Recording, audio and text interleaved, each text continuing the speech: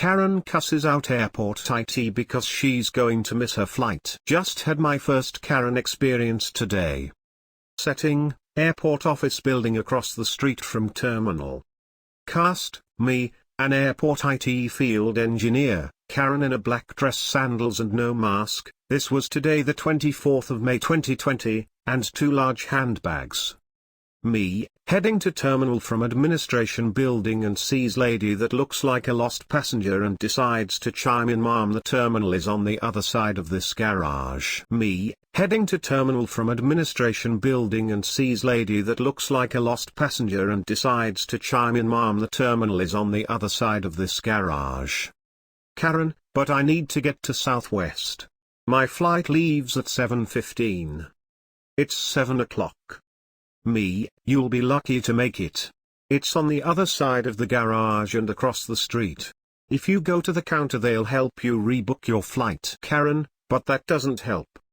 Karen storms off downstairs to her car and drives to the other side whilst my colleague and I walk over to our service call in the terminal.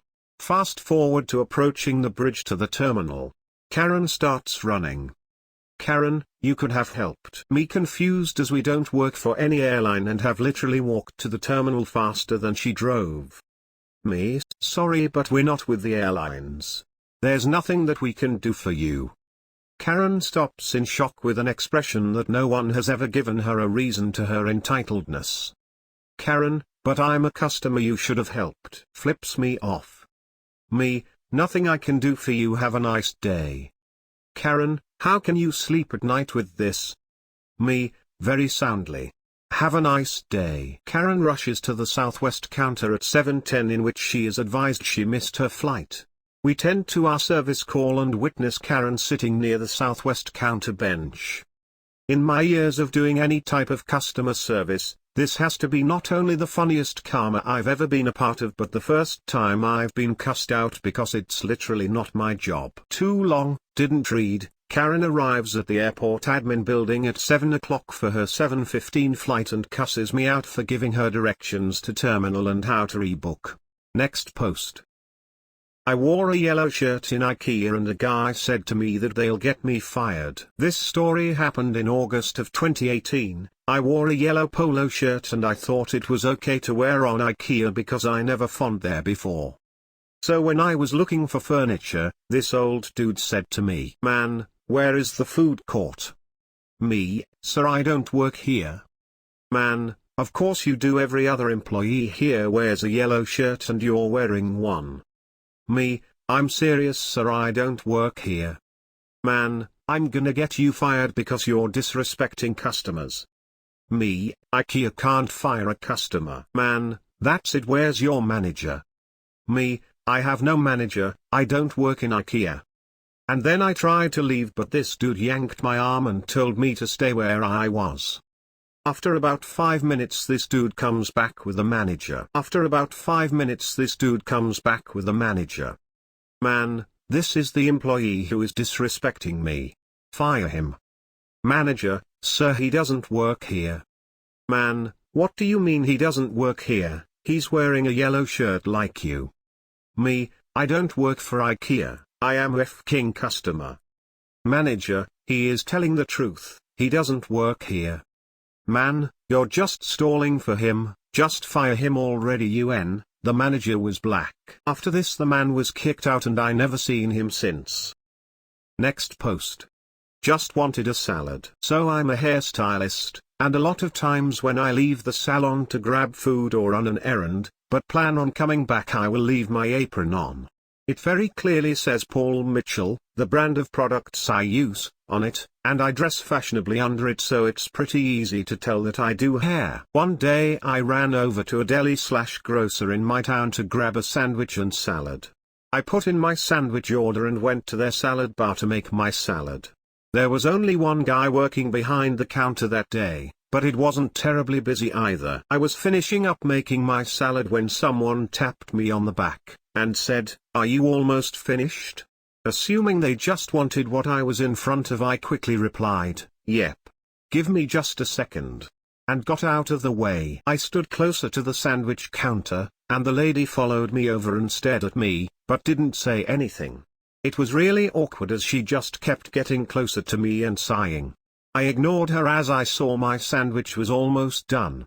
They called my name, I grabbed my food and gave her a little shrug as I was walking by as she was still being weird. I think when she saw the front of my apron and the clips in the pocket she finally realized that I didn't work there, and I got the usual "Oh, I didn't know you didn't work here." I just smiled and left. Not that exciting of a story, but I was finally able to go back to the deli and get lunch, yay for reopening things, and it made me laugh to think about again. Next post. Covidiot tries to touch me. I've never had an "I don't work here" experience in my life until yesterday. My partner and I were at a home improvement store where the employees wear maroon smocks or aprons. I was wearing a black tulle shirt and a bright, sky blue jacket, he was wearing a blue sweater and jeans.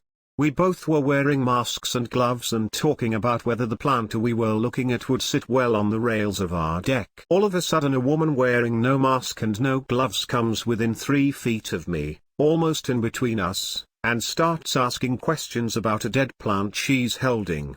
I politely tell her that we don't work there and she starts cackling wildly, reaching out to grab my arm. I hopped backwards to avoid her and curtly say, "Don't touch me, please."